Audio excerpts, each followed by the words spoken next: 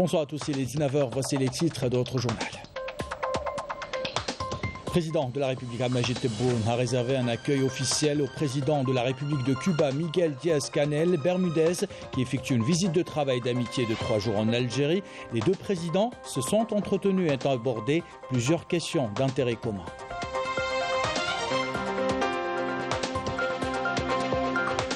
Dans une conférence de presse animée conjointement par le président de la République Abdelmajid Tebboune et le président cubain Miguel Díaz-Canel Bermudez, les deux présidents ont abordé les relations bilatérales historiques, la coopération entre Alger et la Havane. Nous les écouterons dans un instant.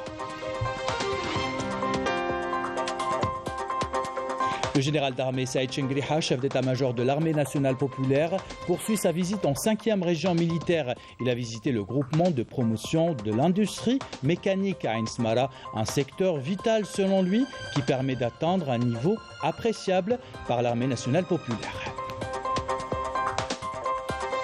Atis Msilt, le ministre de l'Intérieur et des collectivités locales et de l'aménagement du territoire, Brahim Red, poursuit sa visite de travail. Il a distribué les décisions d'affectation de logement. Il a écouté les professionnels, ou plutôt les citoyens. Les images tout à l'heure.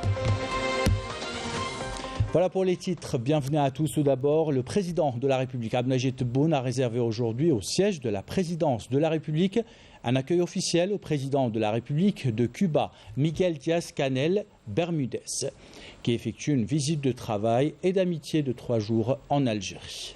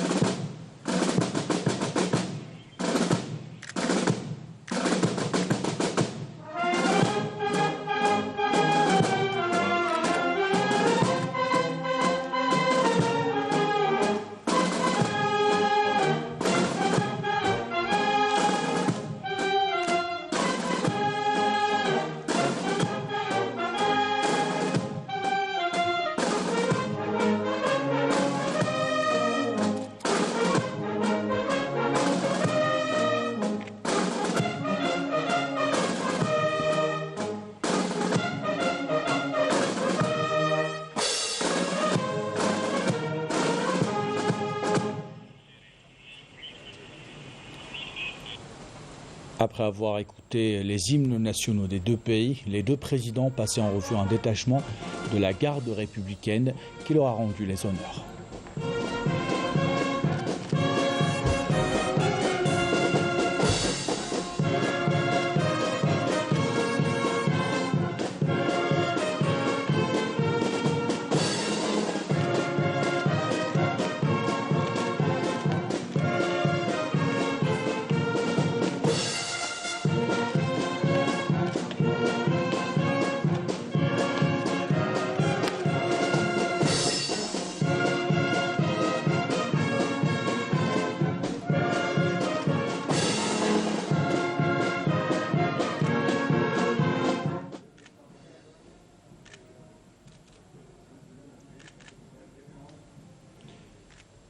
Le président de la République cubaine a salué les membres du gouvernement algérien et le président de la République Abdelmajid Tebboune a salué la délégation qui accompagne le président cubain dans cette visite en Algérie, visite de travail d'amitié de 3 jours. Le président de la République Abdelmajid Tebboune s'est entretenu avec son homologue cubain Miguel Díaz-Canel Bermudez en visite de travail d'amitié en Algérie, des entretiens en présence du ministre des Affaires étrangères et de la communauté nationale à l'étranger, Ramtan Lamamra, du directeur de cabinet à la présidence de la République, Abdelaziz Khelf, et du ministre de l'énergie et des mines, Mohamed Arqab. Le président de la République a présidé par la suite, avec son homologue cubain, a organisé une séance de travail élargie aux membres des deux délégations des deux pays.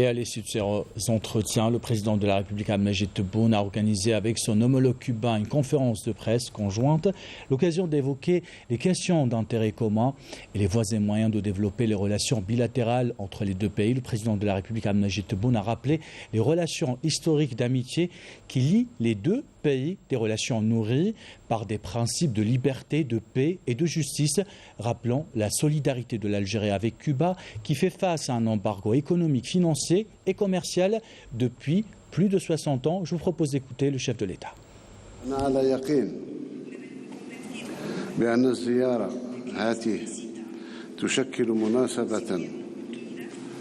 لتعزيز التعاون والتشاور بين البلدين الذي مع الأسف انقطع منذ 2019.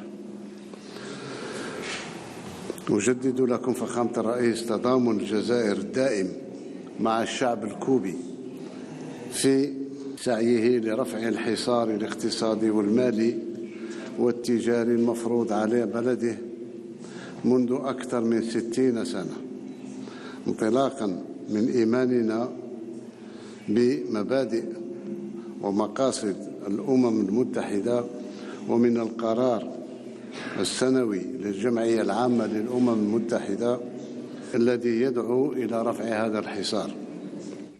Le président de la République, Abdelmajid Tebboune, a insisté sur l'élargissement des domaines de coopération à travers le lancement d'un certain nombre de partenariats dans le domaine de la santé, l'énergie et l'enseignement supérieur. Le président de la République a également décidé de supprimer les intérêts sur les dettes cubaines et de reprogrammer un rééchelonnement de ces dettes. Je vous propose de l'écouter.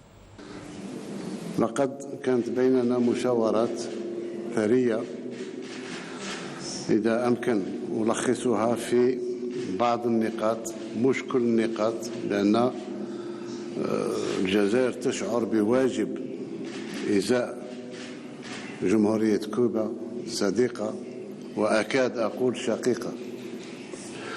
تجمعنا علاقات في الماضي والحاضر وسنبني مستقبل معا إن شاء الله، ولذا تقرر في اجتماعنا هذا أن نخفف الوضع الاقتصادي على كوبا، نلغي كل فوائد للمديونية وسنؤجل المديونية إلى حين. كذلك الجزائر تهدي إلى شقيقة كوبا محطة توليد كهرباء بالطاقة الشمسية. كذلك نعيد تمويل الذي انقطع بالمحروقات لنسمح لجمهورية كوبا لإعادة تفعيل محطات توليد الكهرباء ومحاربة الانقطاعات الحالية في الكهرباء. اتفقنا كذلك على صناعة الأدوية معا. اتفقنا على إنشاء عدد لازم بالنسبة للشركات المختلطة كوبية. نمشي معا في كذلك صناعة تلقيح بالنسبة للأمراض الإفريقية وغير الإفريقية، تبادل شباب، تبادل التعليم العالي، تبادل تجاري. Le président de la République, Abdelmajid Tebboune, a fait savoir que la réunion de la commission mixte algéro-cubaine aura lieu à la Havane l'année prochaine. Cette rencontre va constituer, selon le chef de l'État, une occasion pour les investisseurs. Je vous propose de l'écouter. التزمت مع فخامة الرئيس أن في بداية السنة المقبلة إن شاء الله 2023 مع اجتماع اللجنة المختلطة في لافان في كوبا. سترافق اللجنة الجزائرية عدد 100 ولا 150 مستثمر جزائري يشوفوا يعني الشيء اللي ممكن يقوموا به في كوبا الصديقة وكاد نقول شقيقة. Le président de la République Majid Tebboune a transmis au président cubain un message d'amitié, de fraternité et de paix à l'endroit du peuple cubain, spécialement les jeunes. Le président de la République a également adressé un message en son nom et au nom du peuple algérien à l'ancien président cubain Raúl Castro.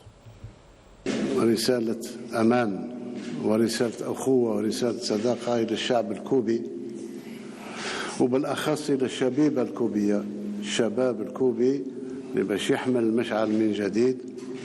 وتحياتنا الخالصة شعبا حكومة ورئيسا إلى سيادة راؤول كاسترو وشكرا على هذه الزيارة. De son côté, le président cubain rappelait les réformes engagées par l'Algérie dans différents domaines. Il a mis en avant la nature des relations algéro-cubaines qu'il a qualifiées d'exceptionnelles, des relations consolidées comme un exemple, ou plutôt considérées comme un exemple en matière de relations internationales. Je vous propose de l'écouter. Cette visite se tient, et cela a une énorme signification, lors de l'année que nous arrivons au 60e anniversaire de l'établissement des relations entre nos deux pays. Cuba était le premier pays à l'Amérique latine qui a reconnu la République algérienne démocratique et populaire dès le moment de sa création. Et après cela, il y a toute une histoire d'événements, d'échanges, de collaborations qui a renforcé nos liens. Cette rêve est devenu réalité et pendant les peu d'heures que nous avons ici, nous éprouvons un sentiment et une émotion énorme. Nous avons reçu la chaleur, le soutien, les sentiments d'amitié et solidarité du peuple algérien.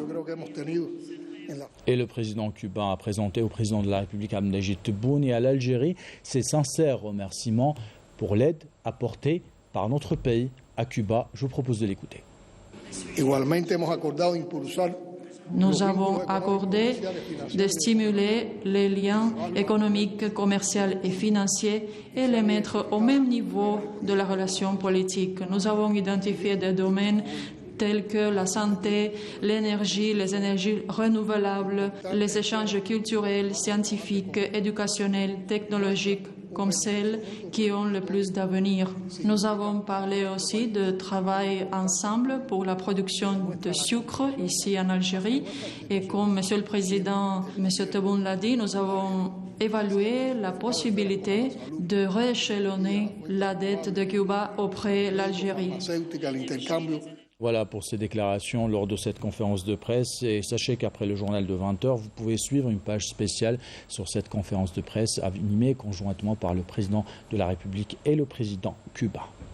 Au siège de la présidence de la République, le ministre de la Santé Abdelhak Seihi a eu une séance de travail élargie avec son homologue cubain. Les deux ministres ont abordé lors de cette séance de travail les différentes questions portant sur la coopération entre les deux pays dans le domaine de la santé et les voies et moyens de les renforcer dans un futur proche.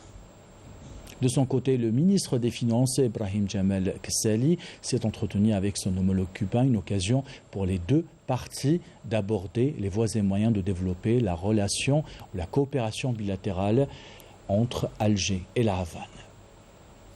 Auparavant, le président cubain Miguel Díaz-Canel Bermudez a déposé au sanctuaire du martyr une gerbe de fleurs devant la stèle commémorative et observé une minute de silence à la mémoire des martyrs de la glorieuse guerre de libération nationale.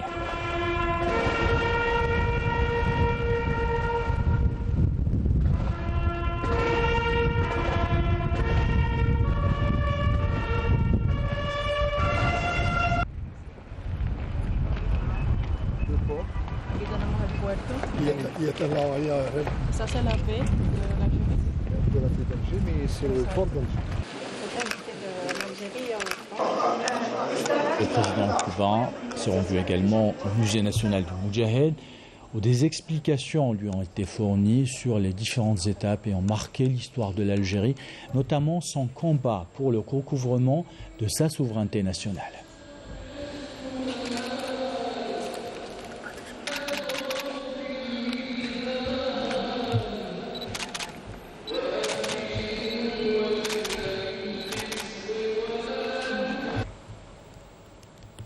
Le président cubain a entamé donc hier soir une visite de travail d'amitié en Algérie. Il a été accueilli à son arrivée à l'aéroport international Houari Boumediene par le Premier ministre Ayman Ben Abdelrahman et plusieurs membres du gouvernement.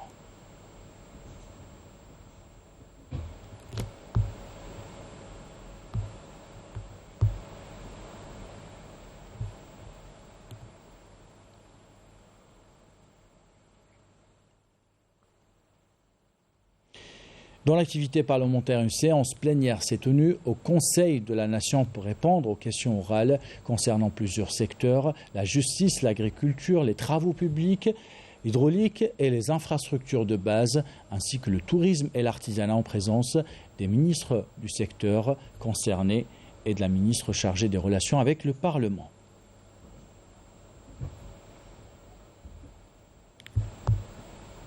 Et toujours dans l'activité parlementaire, le président de l'Assemblée populaire nationale, Brahim Bourali, a reçu aujourd'hui une délégation qui représente la société civile de la communauté nationale établie à l'étranger.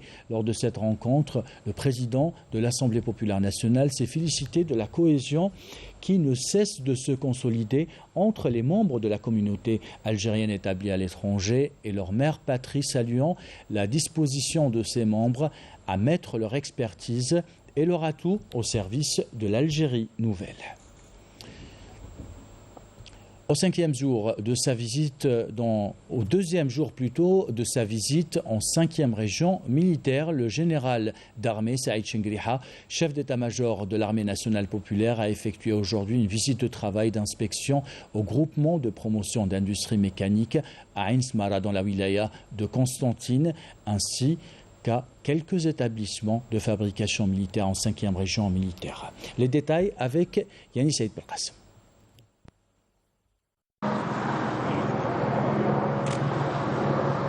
Après la cérémonie d'accueil, le général d'armée a tenu une rencontre avec les cadres et les personnels du groupement de promotion de l'industrie mécanique en présence des généraux-majors Nordin Hambli, commandant de la 5e région militaire, et Salim Guerrid, directeur des fabrications militaires.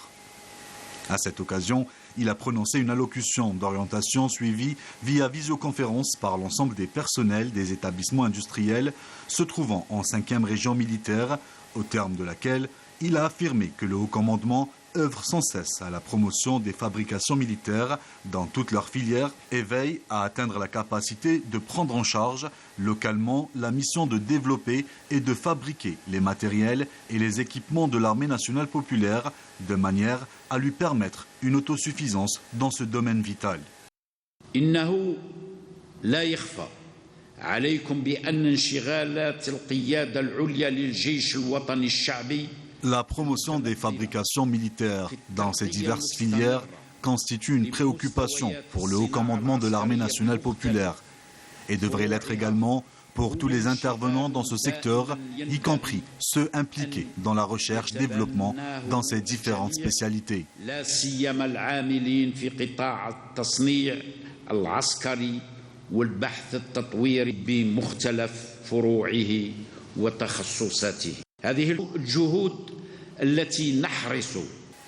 Les efforts consentis dans ce cadre, à la lumière des orientations de Monsieur le Président de la République, chef suprême des forces armées, ministre de la Défense nationale, visent à nous permettre de prendre en charge nous-mêmes la mission de développer et de fabriquer les matériels et les équipements de l'armée nationale populaire, à même de renforcer ses capacités opérationnelles, d'augmenter ses performances sur le terrain et de réduire ainsi sa dépendance à l'étranger en accédant à l'autosuffisance dans ce domaine vital. التبعية للخارج من خلال الاعتماد على النفس في هذا المجال الحساس. Le général d'armée a ajouté que les réalisations enregistrées au niveau de l'ensemble des composantes des fabrications militaires, grâce à la sincérité des efforts témoignant de la réussite et de la puissance de l'armée nationale populaire, et font sa fierté en même titre des nobles missions dont elle est investie. À la faveur de la sincérité des efforts, toutes ces réalisations ont pu être obtenues par l'ensemble des composantes de nos fabrications militaires.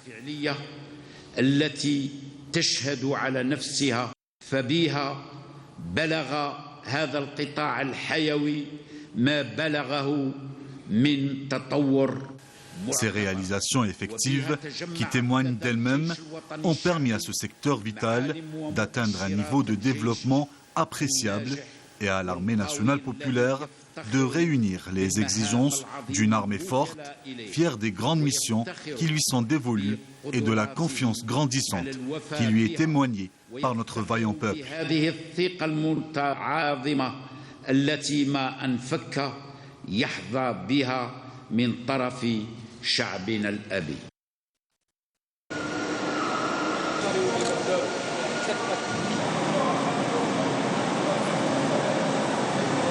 À l'issue, le général d'armée a procédé à l'inspection des différents ateliers de groupement de promotion de l'industrie mécanique.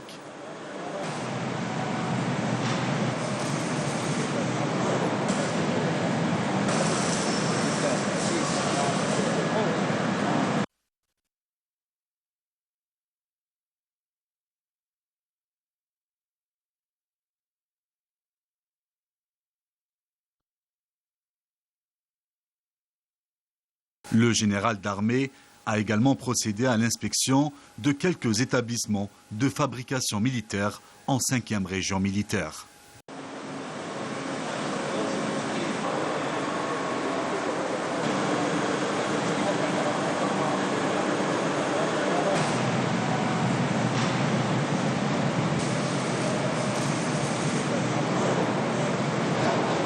Voilà pour ce deuxième jour de visite du général d'armée en 5e région militaire. Allant à Tissim-Silt, où le ministre de l'Intérieur, de l'aménagement du territoire et des collectivités locales, Brahim Red, effectue une visite de travail au niveau de la wilaya. Au menu de la visite, écouter les préoccupations des citoyens, la distribution de décisions d'affectation de logements et le renforcement des actions de développement dans le cadre de la relance économique. Je vous propose d'écouter sa déclaration. Tout le monde le sait maintenant, nous avons été dépêchés par son Excellence Monsieur le Président de la République pour venir ici même à Tissim-Silt pour rencontrer donc les élus et les citoyens, pour les faire participer à proprement parler donc à la confection de ce programme complémentaire.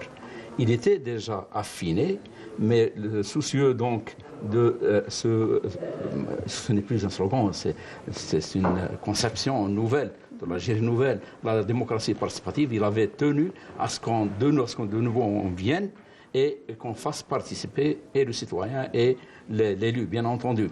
Donc ensemble, nous avons revu le programme et nous l'avons revu en hausse, tenant compte un petit peu des besoins qui ont été recensés. Donc nous avons levé quelque peu la barre. C'est tout le monde qui va être satisfait. Bien sûr, nous ne le serons pas à 100%. Il y aura toujours des manques ici et là. Mais en tout cas, le fait d'avoir recensé ici et là, donc les insuffisances, les coups partis, les malfaçons, donc ça nous a permis de sortir avec un programme conséquent qui va profiter et grandement à toute la population là où il se trouve.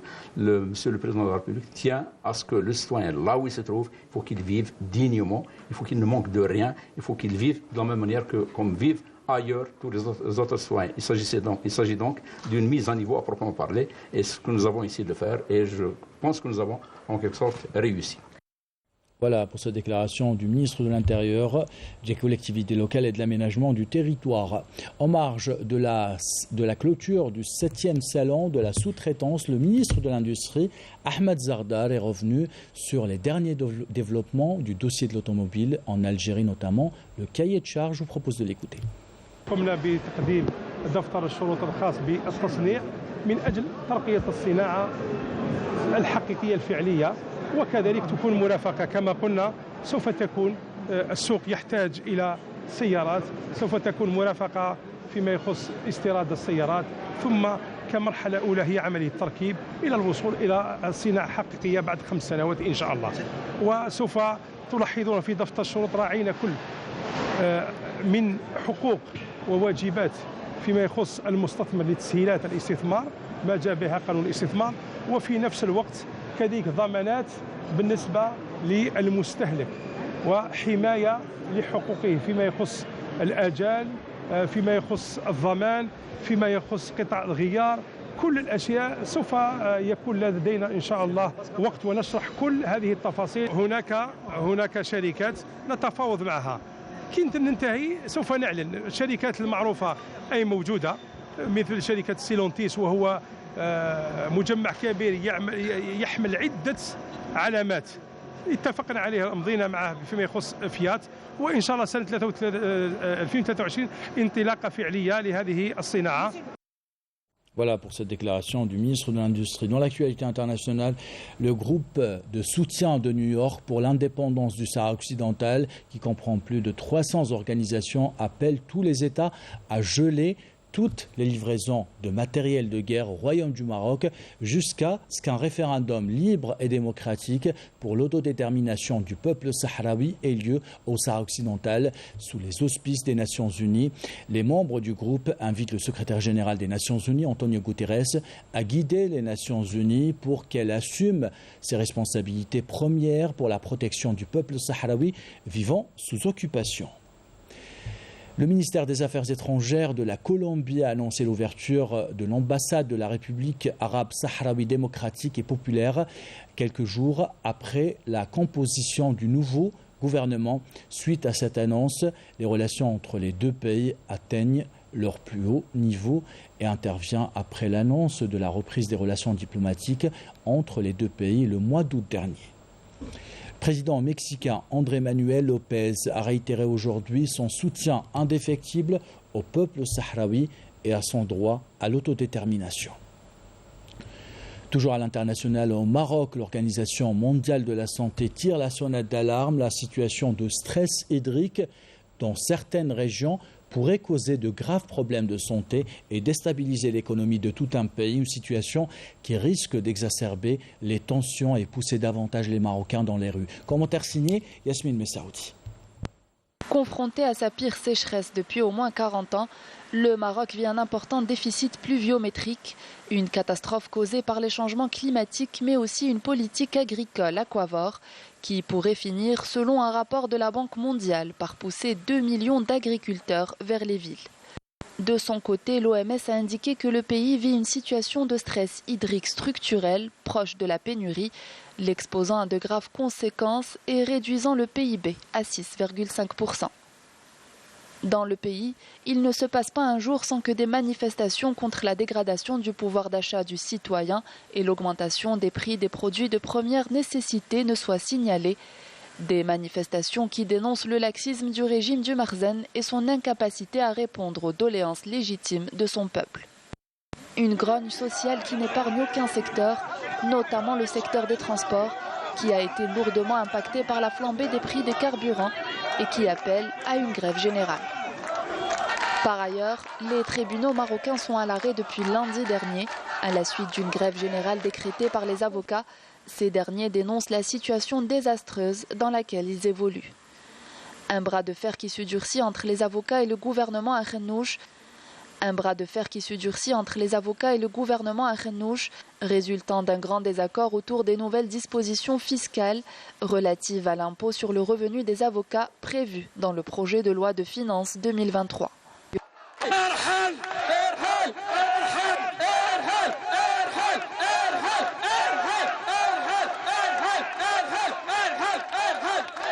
Une colère qui gronde également dans le secteur de l'éducation où plusieurs actions de protestation ont été organisées contre la dégradation des conditions socio-économiques dans le pays. Les syndicats du secteur appellent à des rassemblements devant les académies régionales le 29 novembre prochain. Il faut rappeler que le Maroc a atteint en 2022 le montant de 21,7 milliards de dollars de dettes extérieures, des dettes qui pourraient compromettre toute politique de relance économique et pourraient précipiter de larges couches de la société marocaine dans l'extrême pauvreté.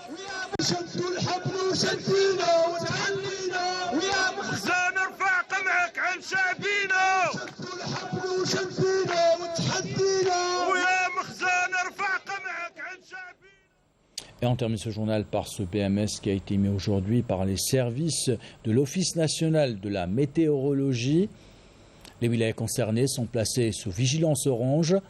Il s'agit de Tlemcen, Ain Timouchent, Oran, Moustaganem, Sidi Bel Abbas, Mascara, Rolizane, Tiaret, Chlef, Tissimslit, Médéa, Ain Deflat, Tipaza, Médéa, Tipaza, Blida, Alger, Boumerdes, Tizi Ouzou, Bouira, Béjaïa, Jijel, Eskikta. La validité du BMS s'étend de demain à 18h jusqu'à samedi 18h. Soyez très prudents donc si vous prenez la route.